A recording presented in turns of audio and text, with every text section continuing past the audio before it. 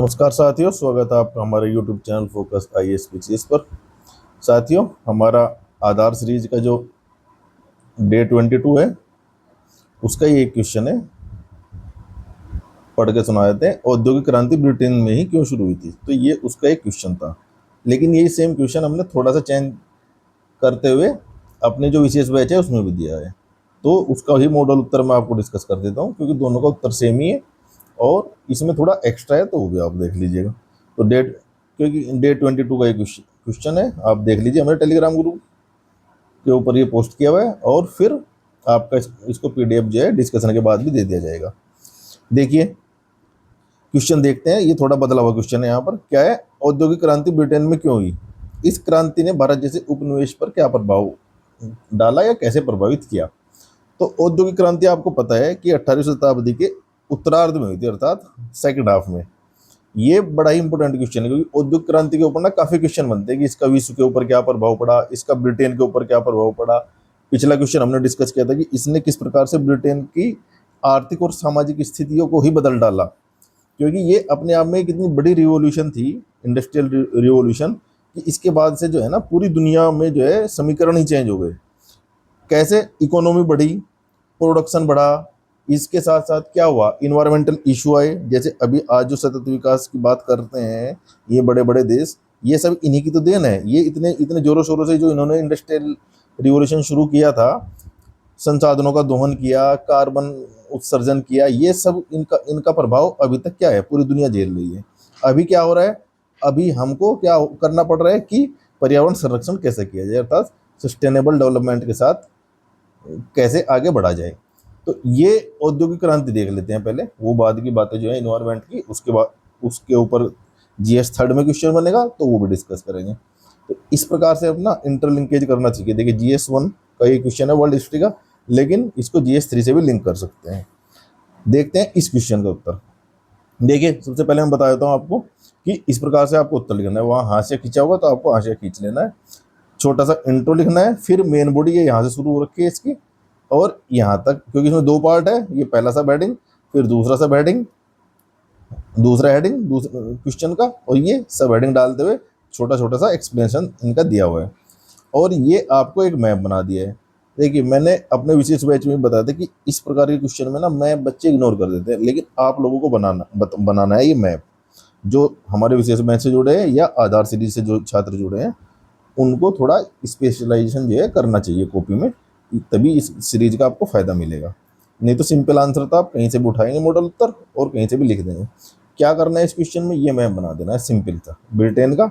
ये इंग्लैंड है और ये स्कॉटलैंड है, आपको पता ही होगा, है ना।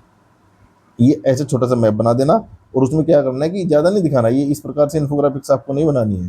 केवल बर्मिंघम लिख देना है, शेफील्ड लिख देना है, लंदन लिख देना, मैनचेस्टर, लिवरपूल, है ना, लीड्स, ये सब आपको पता है। नॉर्थ सी लिख दीजिए, यहाँ इंग्लिश चैनल लिख दीजिए, यहाँ नॉर्थ सी लिख दीजिए। इसके इधर ब्रिटेन के जो इधर है पूर्व की साइड में, ये जो है उत्तरी सागर बोलते हैं, और जो नीचे है उसे इंग्लिश चैनल बोलते हैं। तो ये सब आपको लिख देना है और कुछ नहीं। ये मतलब मैप बनाने के बाद ये लिख देना है। ये दो क्वेश्चन एक्स्ट्रा दिए हुए विशेष बैच में, क्योंकि वहाँ डेली 3 क्वेश्चन दिए जाते हैं। आपको भी उससे जुड़ना है तो दोस्तों इस पर संपर्क कर सकते हैं 9811504781।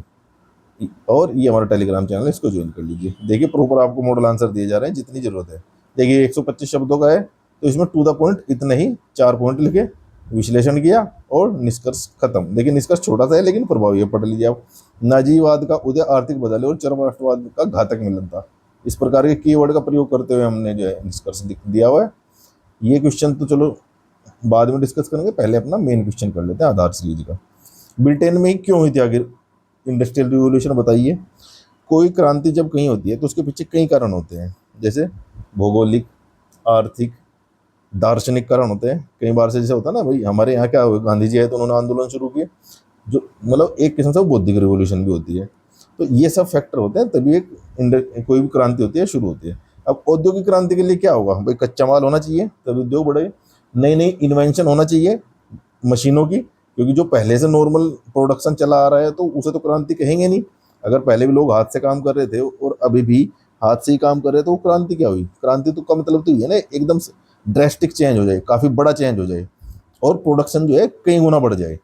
तो यही काम हुआ इंग्लैंड में उस समय। क्या हुआ वहाँ, कोयले की, लोहे की, ये सब खोज हुई, रेल का विकास हुआ, उससे कनेक्टिविटी बढ़ी, भाप इंजन जैसे नए नए आविष्कार हुए, उनसे क्या हुआ कि इंजन बने, इंजन बनने से क्या हुआ, क्षमता बढ़ी उनकी काम करने की। तो ये सब जो है इसमें डिस्कस करेंगे वन बाय वन। पहले देखते हैं इसका इंट्रोडक्शन छोटा सा। देखिए 2 से 3 लाइन में आप इंट्रोडक्शन लिखना है। यहाँ इतनी हमने 2 लाइन लिखी है, तो वहाँ इसकी 4 लाइनें बन जाएंगी आपकी, इसमें कोई दो राय नहीं है। क्योंकि मॉडल उत्तर में दिखने में लगता है छोटा सा, जब आप लिखने जाओगे तो बड़ा होगा। फिर भी इसमें से आप आधा लिख सकते हैं या पूरा भी लिख देंगे, 3 से 4 लाइन का इंट्रोडक्शन भी लिख देंगे तो कोई दिक्कत नहीं है। भाई 1 से 2 लाइन में लिखना बड़ा मुश्किल होता है, बोल देते हैं कि लिख दीजिए 1 से 2 लाइन का इंट्रोडक्शन, लेकिन वो नहीं बन पाता। 3 लाइन जाएगी, ठीक है, 3 लाइन कोई दिक्कत नहीं है, उसमें आप लिख सकते हो। पढ़ते हैं, से क्या है। 18वीं शताब्दी के उत्तरार्ध में ब्रिटेन से शुरू हुई औद्योगिक क्रांति ने उत्पादन के पारंपरिक तरीकों, जो ट्रेडिशनल मेथड्स जो थे, को मशीन आधारित प्रणाली में बदल दिया। अब क्या हुआ, मशीन से उत्पादन होने लगा। यह मानव इतिहास की एक युगांतरकारी घटना थी, जिसने वैश्विक आर्थिक शक्ति के केंद्र को बदल दिया। भाई वैश्विक आर्थिक शक्ति अब क्या होगी, ब्रिटेन में शिफ्ट हो चुकी थी। पहले कहाँ थी, देखिए पहले भारत में उस समय प्रोडक्शन होता, भारत उस समय विश्व की आर्थिक शक्ति माना जाता था।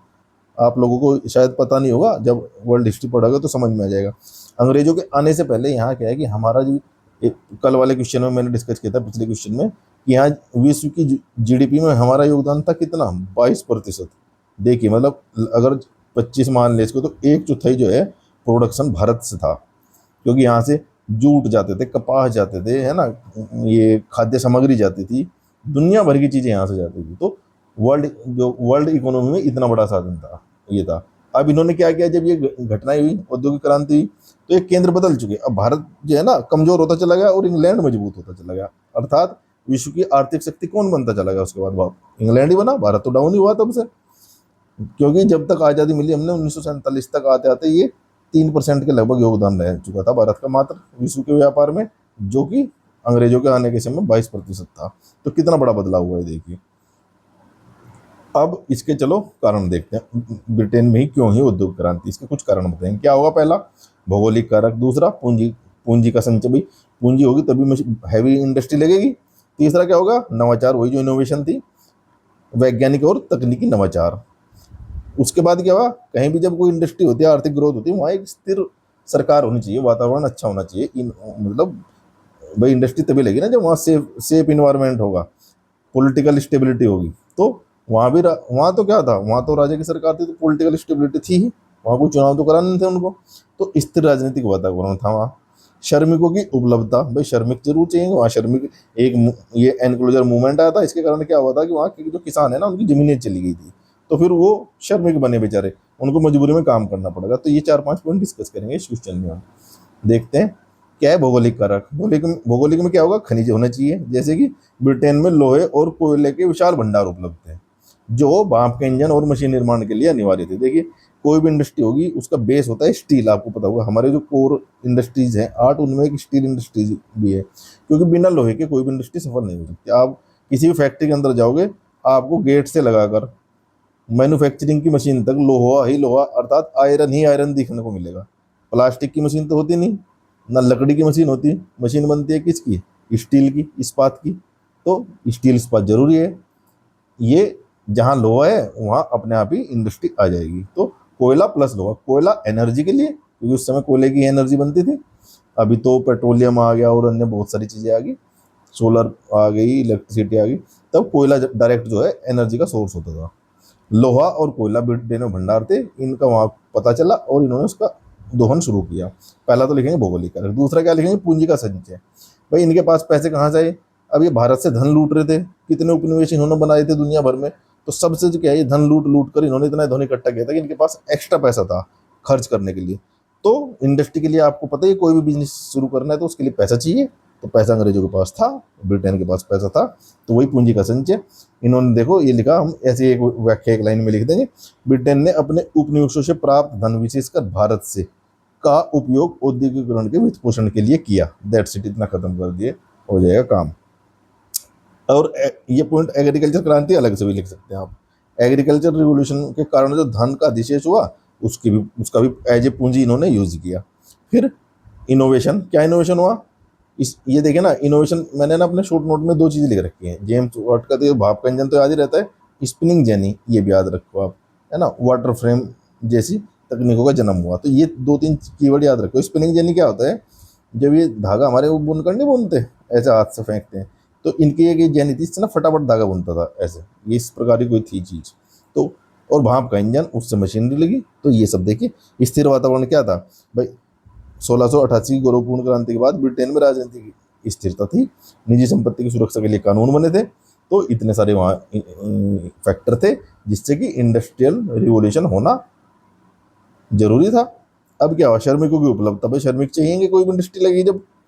क्या हुआ कि एक एनक्लोजर मूवमेंट जो था, इससे क्या हुआ, काफी संख्या में किसानों की जमीनें छीन ली गई। वे हो चुके बेचारे भूमिहीन। अब वो भूमिहीन होंगे तो वे क्या करेंगे? फैक्ट्री में काम करेंगे, तो इनको सस्ती श्रम भी मिली। तो इंडस्ट्रियल रिवोल्यूशन को क्या है, एक कैटलिस्ट का काम किया ये कानून उसमें, अर्थात उत्प्रेरक की भूमिका निभाई इसमें, जिससे उद्योगों के लिए सस्ता और पर्याप्त श्रम बल हो गया उपलब्ध। तो ये तो हमारा आधार सीरीज का क्वेश्चन था, इतना डिस्कस हो चुका अगर आधार सीरीज के हिसाब से देखें। लेकिन ये विशेष मैच का पूरा क्वेश्चन है, तो पूरा ही डिस्कस कर लेते हैं। आगे क्या है कि इस क्रांति का भारत के ऊपर क्या प्रभाव पड़ा? तो क्या प्रभाव पड़ेगा? सीधा सीधा नकारात्मक प्रभाव पड़ेगा। क्यों? क्योंकि उनको कच्चे माल की जरूरत होगी, भारत से लेंगे। उनको पैसे की जरूरत होगी, तो भारत से लेंगे। तो भारत से तो लेना ही लेना है। अच्छा, देना क्या है? अपना बना हुआ सामान बेचेंगे, भारत को बेचेंगे, फिर पैसे ले जाएंगे भारत से। जैसे अपने कपड़े उन्होंने यहाँ भेजे, जो हमारा यहाँ का ढाका का मलमल था, जो वर्ल्ड फेमस था, पिछले लेक्चर में बताया था, उसके ऊपर इन्होंने टैक्स लगा दिया। तो हमारा कपड़ा वहाँ बिक नहीं पाया या महंगा बिकेगा, उनका कपड़ा यहाँ सस्ता बिका। तो इससे क्या हुआ कि उनको तो यहाँ से फिर से पूंजी मिली।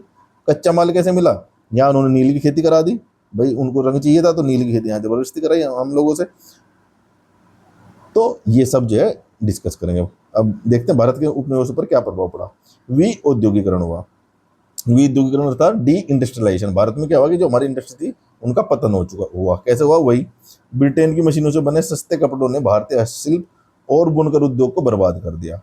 भारतीय कारीगर मशीन से मुकाबला नहीं कर पाए। भाई कैसे करेंगे? वो तो हाथ से बना रहे हैं, मशीन तो मिनटों में एक कपड़ा बना देगी, जिससे हमारा जो पारंपरिक कुटीर उद्योग था उसको उसका पतन हो चुका। अच्छा, इसका फर्क क्या हुआ? देखिए इसके कैस्केडिंग इफेक्ट कैसे पड़ते हैं। कैस्केडिंग, ये जो कारीगर थे यहाँ और बुनकर थे, ये बेचारे बेरोजगार हुए, ये पहुंचे गाँव की ओर। कल भी बताया था मैंने पिछले वीडियो में। गाँव में क्या हुआ? गाँव में ऑलरेडी कृषि में पहले से ज्यादा लोग लगे होते हैं। अब वहाँ ये भी चले गए अपने अपने घर वापस। वहाँ क्या हुआ? अब खेत इतना है, करने वाले पहले से ही चार थे, चार लोग और चले गए। तो क्या हुआ? कृषि पर दबाव बढ़ा, और जो ग्रामीण अर्थव्यवस्था जो भारत की रीढ़ थी वो भी छिन्न भिन्न हो गई, अर्थात ग्रामीण अर्थव्यवस्था भी चरमरा गई। कृषि को भी नुकसान हुआ इससे। तो इतना इसका कैस्केडिंग इफेक्ट पड़ता है। दूसरा क्या है पॉइंट, भारत के उपनिवेशों पर क्या प्रभाव पड़ा भारत पर? कच्चे माल का निर्यातक बनकर रह गया भारत, और तैयार माल का आयातक बनकर रह गया। तो क्या हुआ? हमारा तो पैसा जाएगा बाहर, ट्रेड सरप्लस जो है वो ब्रिटेन के फेवर में चला जाएगा, क्योंकि वो क्या हो रहा है, भारत यहाँ से इंपोर्ट ज्यादा कर रहा है, एक्सपोर्ट कम कर पा रहा है। अब ये देखिए, भारत को केवल कच्चे माल जैसे कपास, नील और रेशम का निर्यातक बना दिया। यहाँ से कच्चा माल लिया, वहाँ फैक्ट्री में बनाया और फिर यहीं महंगा बेच दिया। ये देखिए क्या साइकिल बनाया उन्होंने। जबकि ब्रिटेन से बने तैयार माल को भारत के बाजारों में खपाया गया। इससे एक तरफा मुक्त व्यापार होगा। जैसे अभी हम फ्री ट्रेड एग्रीमेंट नहीं करते अपने फायदे के लिए, तो ये उस टाइम का क्या हुआ, फ्री ट्रेड एग्रीमेंट ब्रिटेन के फेवर में था। अभी क्या हुआ? धन की निकासी, जो दादा भाई नौरोजी ने बताया था। दादा भाई नौरोजी ने क्या बताया था? इसे अनिष्टों का अनिष्ट, अर्थात इविल ऑफ ऑल इविल्स कहा था इन्होंने।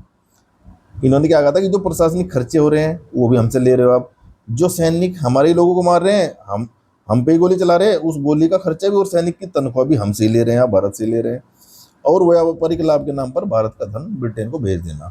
तो ये सब जो है धन की निकासी, ड्रेन ऑफ वेल्थ था। भारत का धन जो है, जॉन सुलिवन ने क्या कहा था कि एक ये ऐसी व्यवस्था बना दी गई है कि जो गंगा नदी से सोखने के बाद टेम्स नदी में उड़ेल देती है। अर्थात मतलब ये था कि गंगा, भारत का जो धन था वो इंग्लैंड चला जाता था। इसके बाद क्या हुआ? कृषि का व्यवसायीकरण। भाई कमर्शियलाइजेशन कैसा हुआ? देखिए आज कृषि का कमर्शियलाइजेशन होगा तो हमारे फायदे में होगा, लेकिन उस टाइम जो कृषि का कमर्शियलाइजेशन हुआ था, व्यवसायीकरण, वो अंग्रेजों के फेवर में हुआ था। क्योंकि उन्होंने कि नकदी फसलें कौन सी कहा हमसे उगाने के लिए? नील में 3 कठिया प्रणाली थी। नील की खेती के अनुबंध करेंगे किसानों के लिए, वो घाटे में रहे, बल्कि बेचारे कर्जबंद हो गए। अफीम, कपास, इस प्रकार के कच्चे माल की जो है खेती करवाई गई, जो कि उनको जिसकी उनको जरूरत थी। रेलवे का विकास हुआ। अब देखिए रेलवे का विकास लगा तो कि भारत का विकास होगा, लेकिन इसने क्या किया, कनेक्टिविटी इतनी बढ़ा दी दूर दराज के जंगलों तक, शहरों तक, तो प्राकृतिक संसाधनों का यहाँ दोहन किया और यहाँ फैक्ट्री तक लेकर आए तुरंत फटाफट। इससे क्या हुआ, आने जाने का टाइम बढ़ा, कनेक्टिविटी बढ़ी और अंततः भारत के संसाधनों का दोहन हुआ अंधाधुंध। तो ये भी ब्रिटेन के फायदे में हुआ। फिर जो तैयार माल था उनको बंदरगाहों तक भेजा गया, अपना फायदा किया उन्होंने। जो उधर से इंग्लैंड का माल आया था बंदरगाहों से, भारत के बड़े बड़े शहरों तक आया, रेल के माध्यम से आया। तो रेल ने भी क्या किया, उपनिवेश, जो मतलब हम लोग है, हमारा नुकसान किया, भारत का नुकसान किया, और ब्रिटेन का फायदा किया। तो ये सब पॉइंट लिख देंगे, भारत के ऊपर ये प्रभाव पड़ा।